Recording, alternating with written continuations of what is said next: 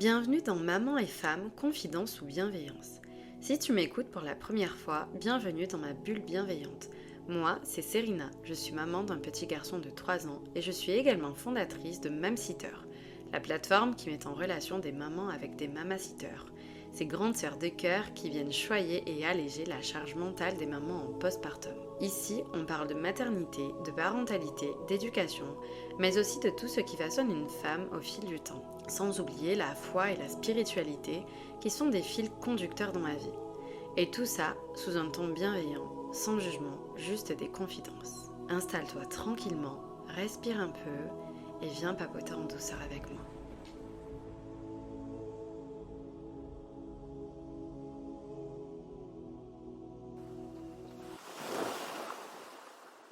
Jacques Delors a écrit « La société de consommation a privilégié l'avoir au détriment de l'être ». Alors non, aujourd'hui on ne va pas parler d'économie ou de politique, mais bien du couple. Et si tu te demandes quel est le rapport avec cette citation, eh bien le lien est là. Dans nos relations aussi, on est influencé par cette logique de consommation. On cherche parfois le partenaire parfait, le couple idéal, le bonheur clé en main, comme on cherchait le dernier appareil à la mode. Mais tout comme on devrait réparer ce qui peut être réparé dans nos objets, eh bien dans nos couples aussi, il y a tout à réparer avant de penser à remplacer. Pour illustrer cela, souviens-toi quand tu étais enfant, peut-être que tu as eu comme moi la chance de grandir entouré de tes grands-parents, eh bien souviens-toi que peut-être quand un appareil électroménager tombait en panne, eh bien tes grands-parents, ils essayaient de le réparer, soit par eux-mêmes, soit par le voisin du quartier qui s'y connaissait un peu et que tout le quartier avait nommé technicien alors qu'il avait un métier rien à voir. Bref, ce que je veux te dire, c'est qu'avant, quand un appareil faisait des siennes, mais qu'il y avait encore rien de grave pour qu'il ne fonctionne plus du tout, eh bien on le réparait. On faisait vraiment le maximum pour le réparer. Et oui, si au bout de plusieurs essais il n'y avait pas d'issue possible, on changeait l'appareil. Et aujourd'hui, la société de consommation dans laquelle on vit nous pousse à directement remplacer ces mêmes appareils sans même essayer de les réparer. Et elle a malheureusement déteint sur nos relations, c'est mon constat, et notamment nos relations maritales, parce qu'aujourd'hui, dans un couple, quand ça ne va pas, eh bien on se sépare, avant même d'essayer de comprendre ce qui ne va pas, d'essayer de réparer ce qui ne va pas. Elle nous pousse à consommer d'autres partenaires, on se dit c'est pas grave, il n'y a pas un seul homme sur Terre, et pour les hommes, c'est pas grave, elle n'est pas la seule, des femmes il y en a des millions. Alors ouais, c'est sûr, des hommes et des femmes, il y en a des millions, mais on a déjà dû te dire que l'herbe n'est pas plus verte ailleurs, et deux, si tu reproduis les mêmes schémas avec chaque nouveau partenaire, eh bien le problème restera toujours présent, car le problème est souvent la façon dont le couple gère ses conflits, ses dysfonctionnements et ce qui ne va pas. Tu l'auras compris, le couple n'est pas un produit jetable et le vrai challenge, c'est de réparer avant de remplacer.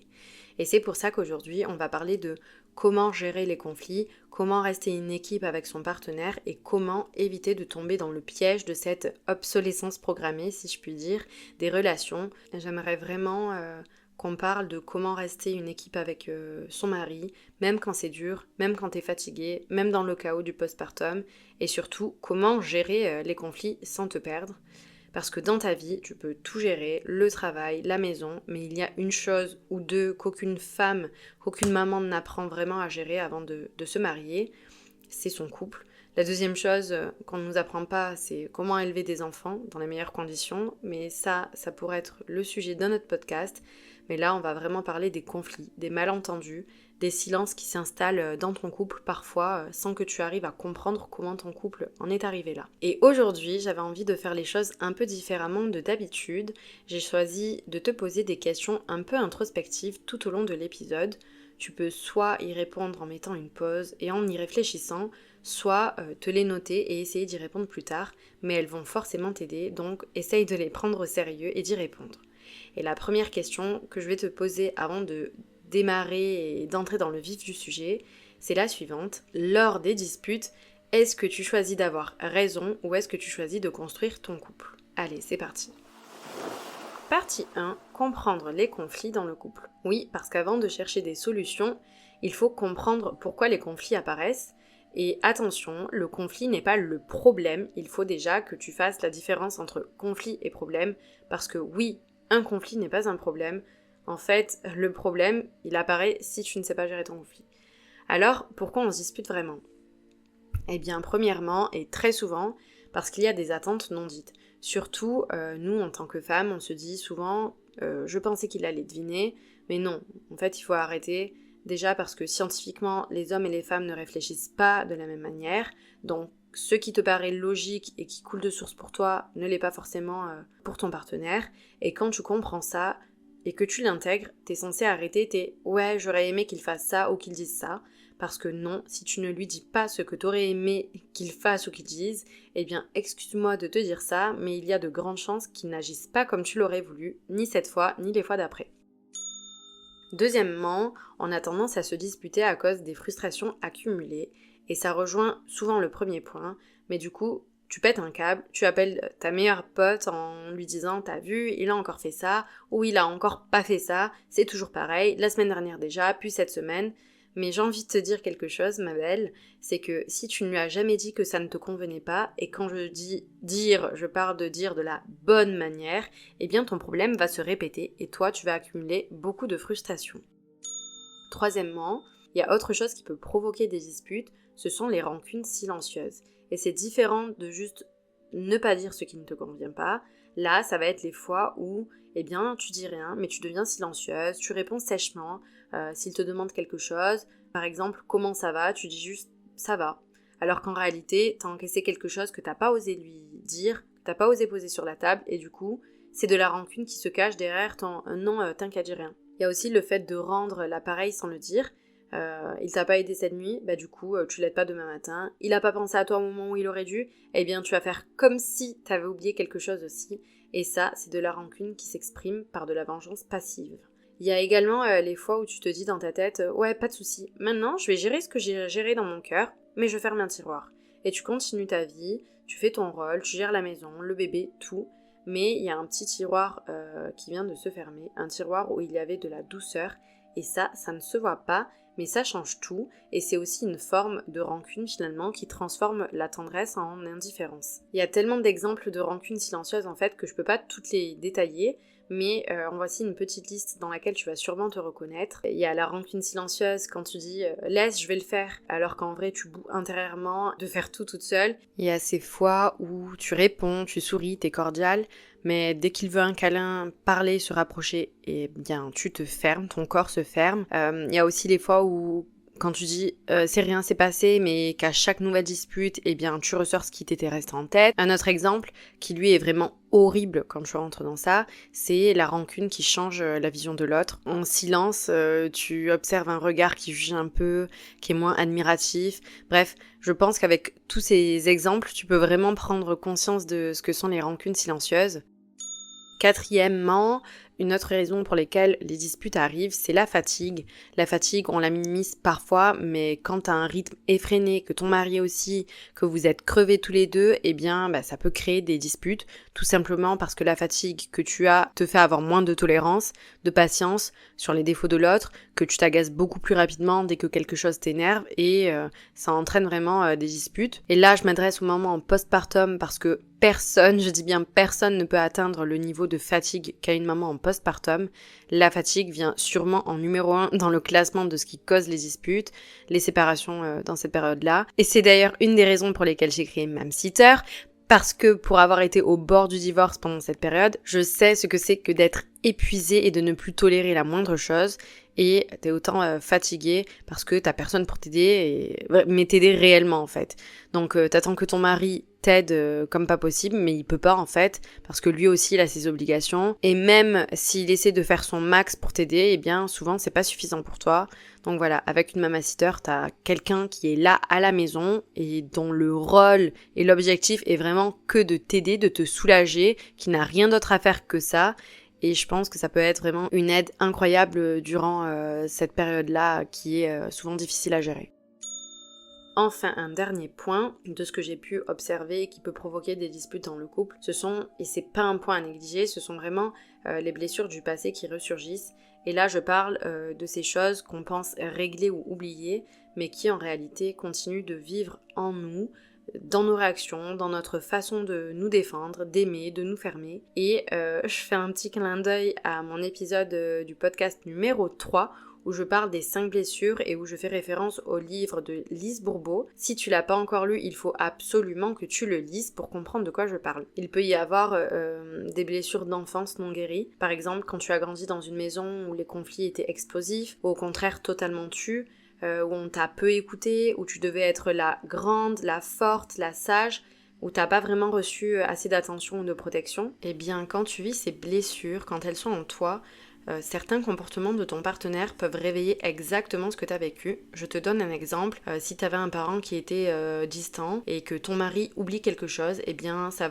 peut réactiver directement ton insécurité, le fait que tu te dises je compte pas vraiment. Sinon, si tu as eu un parent colérique, il suffit juste que ton mari élève la voix pour que ton système nerveux panique et c'est pas le conflit présent en fait, c'est l'ancienne douleur qui se rallume. Ensuite, il peut y avoir aussi des blessures d'anciennes relations. Tu peux penser à avoir tourné la page avec ton ex, mais ton corps n'a peut-être pas oublié. Par exemple, si dans ton ancienne relation, tu avais vécu une infidélité, un manque d'effort, un abandon, des mensonges, un partenaire froid ou humiliant, il suffit que ton mari fasse un truc qui te fait penser à ses anciens comportements pour que directement tu surréagisses et partes dans une colère extrême. Mais en fait, t'es pas en train de répondre à ton mari à ce moment-là, t'es en train de répondre à ce qu'un autre t'a déjà fait. Et ça, c'est quelque chose vraiment à régler en toi. Il y a d'autres blessures, évidemment, et encore une fois, je te laisse aller faire ton petit travail de développement personnel et de reconnexion à toi à travers le livre de Lise Bourbeau qui va beaucoup plus t'apprendre au sujet des blessures que moi. Et puis, je voulais parler encore une fois du postpartum parce que c'est une période où tout s'amplifie. Le postpartum, c'est une machine à faire remonter tout ce qui est enfoui. Pourquoi ? Parce que c'est une période où tu es vulnérable, tu manques de sommeil, ta charge mentale elle explose, ton identité elle change, ton rapport à l'amour se transforme, ton corps aussi il change, ton besoin de sécurité devient vital et donc là, eh bien, la moindre faille dans ton couple réveille les anciennes failles en toi. Et vraiment, si quand je parle tu te retrouves dans ce que je dis, il faut vraiment que tu fasses un travail sur toi-même parce que quand une blessure passée n'est pas guérie, elle ne disparaît pas, elle va juste attendre le moment parfait pour se manifester. Et dans le couple, surtout en postpartum, ce moment arrive. Et du coup, j'ai une deuxième question introspective. Penses-tu avoir en toi certaines blessures du passé? Et si oui, lesquelles? Enfin, je voulais parler de 2 petites erreurs qui font que le conflit peut vraiment s'accentuer et qu'il faut prendre en compte et vraiment ajuster. Alors la première chose, c'est quand on parle en tu plutôt qu'en je. Par exemple, dire ouais, tu ne m'écoutes jamais au lieu de dire je me sens ignorée quand voilà. Je développerai ce point un peu plus tard. Et la deuxième chose, c'est le fait d'élever la voix pour se défendre plutôt que pour se faire comprendre. En fait, quand tu élèves ta voix pour te défendre, sache que t'es plus entendu, tout simplement parce que la forme va avaler le fond de ton message et ton message est perdu. Et ça crée une escalade incroyable. T'as dû déjà le vivre. Toi tu montes, lui se ferme ou monte aussi, tu montes encore et le vrai sujet finalement il disparaît et parfois même ça peut se retourner contre toi parce qu'il va te dire ouais tu me cries dessus, parle-moi mieux. Donc n'oublie pas, même quand t'as raison à 100%, garde toujours un ton calme pour pas envenimer la situation. Dans la deuxième partie de ce podcast, je souhaitais parler de 2 moments que je trouve vraiment importants et propices aux disputes dans le couple. Ce sont la grossesse et les premiers mois après la naissance. Alors, si t'as pas encore eu d'enfant pour le moment, ne swipe surtout pas ce passage parce qu'il peut vraiment te préparer à ce que tu vas certainement vivre. Parce qu'on entend souvent un bébé rapproche, mais la réalité c'est que ce moment peut être celui où le couple explose. Donc un conseil, si ton couple bat déjà de l'aile et que tu penses que c'est une bonne idée de faire un enfant pour le sauver, oublie. Ça ne peut qu'empirer les choses et l'enfant souffrira des conséquences de vos conflits. Donc réglez-les avant même d'envisager d'avoir un enfant. En fait, pourquoi c'est si dur durant cette période ? Comme je l'ai dit tout à l'heure, en tant que maman, t'es épuisée, tu passes des nuits blanches, tu as mal, tu as les hormones qui entrent en jeu, la charge mentale. D'ailleurs, au passage, tu connaissais pas réellement l'existence des hormones avant d'avoir été enceinte et maman. Et ton mari, lui, peut se sentir aussi inutile, dépassé ou rejeté, ne pas trouver sa place. Et les rôles se redéfinissent finalement du jour au lendemain quand tu deviens maman. Et ton couple peut perdre ce « nous » qu'il avait, ce qui fait que chacun survit dans son coin. Et il y a d'ailleurs un sondage Odoxa qui a été fait cette année qui révèle que 50% des couples de 25 à 34 ans ont déjà pensé à se séparer après l'arrivée d'un bébé et 23% d'entre eux le font réellement. 67% des parents ont constaté une augmentation des tensions après l'arrivée d'un enfant. Ils appellent ça le baby clash. Et ce qui est triste, c'est que ces couples ne se séparent pas parce qu'ils ne s'aiment plus, mais parce qu'ils sont épuisés, blessés et sans outils pour survivre à cette période tout simplement. Donc si tu traverses actuellement cette période, sache que premièrement, t'es pas la seule. Deuxièmement, c'est normal contrairement à ce que tu peux voir sur Instagram. Et troisièmement, tu dois t'accrocher parce que ce qui va suivre, si vous réussissez à passer ensemble cette épreuve, est juste magnifique. Et vraiment, je me répète, arrête de croire ce que tu vois sur les réseaux et surtout Instagram. J'aime beaucoup Insta, mais selon les comptes qu'on follow, on peut vite trouver notre vie et notre couple horrible, ennuyeux et catastrophique. Mais il ne faut pas se fier à ça parce que les gens mentent. Plus ils montrent les choses en général et moins ils sont heureux. Et c'est une vérité. Et il n'y a qu'à voir d'ailleurs le couple emblématique de la télé-réalité. Alors personnellement, je ne les suis pas, mais ils existent depuis tellement d'années qu'on les connaît. Je regardais même quand j'étais au collège. Je parle de Jessica et Thibaut. Pendant des années, ils t'ont fait croire, si tu les suis, que ta vie était nulle, à côté de la leur, que ton mari n'était pas au top, et toi, tu les as crus, mais au final, ils divorcent, et le pire, c'est même pas qu'ils divorcent, c'est que quand ils divorcent, Thibaut dit qu'il ne l'aimait plus depuis un moment. Et donc ça, c'est vraiment la preuve que leurs publications étaient des mensonges, surtout les dernières, quoi, parce que ils n'ont pas arrêté de publier pour autant les derniers mois, et on avait toujours cette impression qu'ils s'aimaient, mais au final, c'était du fake, quoi. Donc, ne crois pas les réseaux sociaux, et surtout pas Instagram. Donc, maintenant, pour cette situation particulière, j'aimerais te donner des mini-outils pour survivre au postpartum. Premièrement, la phrase SOS, c'est-à-dire dire à ton mari « Je suis à bout, j'ai besoin de toi maintenant ». Il faut que ton partenaire entende ça quand ça ne va pas, il faut arrêter de garder ça pour toi, il faut l'extérioriser. Deuxièmement, fais-toi des autodébriefs quand il y a un conflit. Essaye toujours de prendre un moment à toi pour comprendre ce qui s'est passé en toi avant d'aller en parler avec ton mari. Pourquoi ? Parce qu'un couple où chacun débriefe à chaud, eh bien c'est un couple où on se parle dans la confusion, dans la réaction, dans la blessure. Et si tu fais un débrief, ça va te permettre de redescendre et de comprendre ce qui t'a réellement touché finalement, de distinguer la réalité de ton interprétation, voir si c'est une blessure du présent ou une blessure du passé, et pouvoir identifier ce que tu veux dire et ce que tu veux éviter de dire. Et c'est vraiment une étape de maturité émotionnelle ultra importante à mettre en place. Enfin, fais comprendre à ton partenaire qu'il faut partager le vrai travail. Donc l'un porte la maman et l'autre porte la maison. Parce que sinon, tout tombe. Le postpartum, c'est comme un tunnel, il y a un début et une fin. Et même si tu ne la vois pas encore, elle existe vraiment. On ne traverse pas ce tunnel en se battant l'un contre l'autre au final, mais en avançant, même fatigué, dans la même direction. Donc même si c'est plus difficile à faire et que la réalité n'est pas toujours pareille, il faut communiquer. Ton mari, il est capable de comprendre ces choses-là si tu lui expliques de la bonne manière, j'en suis certaine. Donc si tu penses que tu as déjà essayé et que ça n'a pas fonctionné, réessaye, mais avec une autre approche, une autre méthode, une autre façon de lui parler et d'extérioriser ce qu'il y a au fond de toi. On entre dans la troisième et dernière partie de cet épisode et là je vais te donner des outils que tu peux mettre en place pour mieux gérer tes conflits. Je me base évidemment sur ma propre expérience, ce qui m'a vraiment aidé à mieux gérer mes conflits. Premièrement, des micro-habitudes simples. J'en ai parlé tout à l'heure, parler en je plutôt qu'en tu. Souvent, quand tu parles en tu, ton partenaire se sent agressé. Et c'est simple, t'as qu'à imaginer quelqu'un qui te dit « Ouais, tu m'écoutes jamais ». Tout de suite, tu vas te sentir agressé, alors que si la même personne te dit plutôt « je me sens pas vraiment écoutée quand je te parle », eh bien là, tu vas te sentir concerné. Tu n'auras pas envie de blesser la personne et du coup, ça te donne envie de faire un pas vers elle. Donc vraiment, juste changer le « tu » en « je » peut te paraître inutile et anodin, mais non, en fait, détrompe-toi. La façon dont tu tournes tes phrases lors des conflits peut vraiment changer la manière dont ils sont résolus. Deuxièmement, et je veux vraiment mettre un point d'honneur sur ce point, c'est se confier aux bonnes personnes. Il y a des amis ou même des proches qui te disent « Ah ouais, moi à ta place, je me barre », alors qu'elles ne feraient pas du tout la même chose. Et ces conseils-là, c'est vraiment du poison pour ton couple. Donc choisis bien à qui tu te confies, cherche ceux et celles qui vont t'écouter, te comprendre et t'aider à réfléchir sans te pousser à réagir à chaud. Et je veux vraiment insister sur ce point parce que pour la petite histoire, moi au début de mon mariage et tout le long de ma grossesse, c'était très compliqué avec mon mari parce que tout est arrivé d'un coup. On s'est mariés très rapidement après seulement quelques mois où on s'était connus.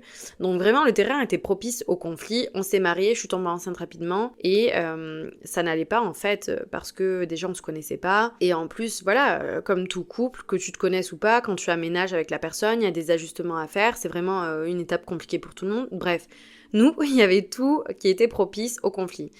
Et malheureusement, je me suis confiée à certaines personnes dans mon entourage, des personnes qui m'ont très fortement incité à me séparer et même pendant ma grossesse à avorter. Et je vous le promets, je suis très sérieuse, c'est véridique ce que je raconte. Si j'avais écouté ces personnes-là actuellement, je n'aurais jamais eu mon fils et avec mon mari, on ne serait plus ensemble. Et le pire, c'est que ces personnes-là étaient elles-mêmes mamans, donc avec du recul, je comprends même pas comment on peut conseiller à quelqu'un d'avorter quand on connaît le bonheur que c'est d'être maman. Et en plus de ça, j'ai appris par la suite que ce sont des personnes qui ont vécu pire que des conflits d'ajustement de début de mariage. Elles ont vécu des tromperies, enfin l'une d'entre elles, et c'est pas pour autant qu'elle a quitté son mari. Enfin bref, tout ça pour te dire que confie-toi aux bonnes personnes, c'est vraiment important. Et moi pour ma part, heureusement qu'à côté de ça, je contrebalançais les conseils que je recevais, et il y a notamment une amie qui se reconnaîtra si elle écoute cet épisode, et ma mère, pour qui j'en serai éternellement reconnaissante vraiment, qui m'ont donné les meilleurs conseils possibles et elles ont été en grande partie la cause du fait que je n'ai pas quitté le navire à cette époque-là.